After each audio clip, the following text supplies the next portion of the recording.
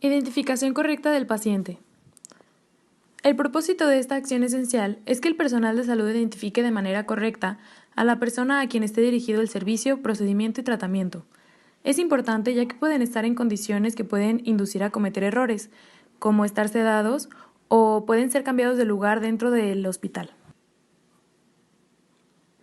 Identificación en general.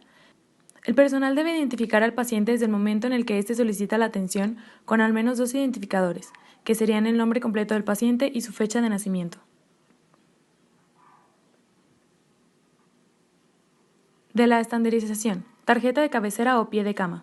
Se debe colocar para pacientes hospitalizados, así como en los lugares donde se administran tratamientos de hemodiálisis, quimioterapia, radioterapia y cirugía de corta estancia. Identificación en estudios de laboratorios clínicos y patológicos. Las solicitudes deben de contener los datos de identificación del paciente, fecha y hora del estudio, nombres del solicitante, estudio solicitado y diagnósticos probables. Las placas radiográficas debe ser del lado derecho y deben de tener los datos de identificación del paciente, identificación del establecimiento, fecha y hora de estudio, y debe de tener una clave o las iniciales de quien lo realiza. En patologías se debe de verificar que los datos coincidan con los del paciente. Si no es así, se debe informar inmediatamente a un médico.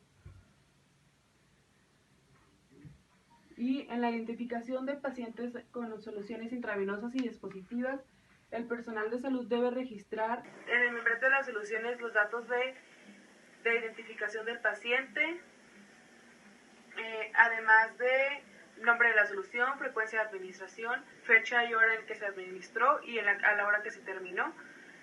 Y en su caso, el nombre de quien lo instaló y quien lo retira. El proceso para identificar a los pacientes se implementa antes de los siguientes momentos críticos.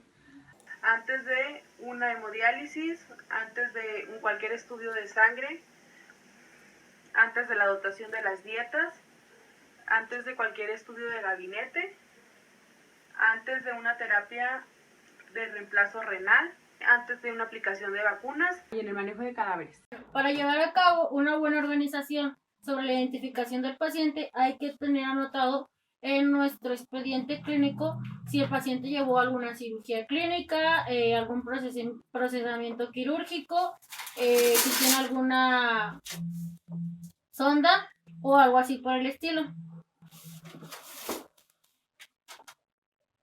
Es importante nosotros siempre identificar a nuestro paciente. En este caso, este es mi paciente. Mi paciente tiene un expediente clínico.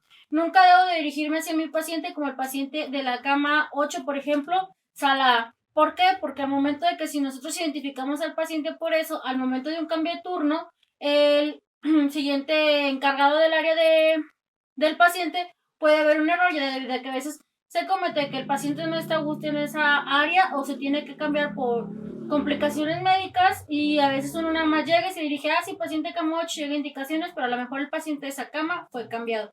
Entonces lo recomendable es siempre tener al paciente por el nombre, número y checar nuestro expediente.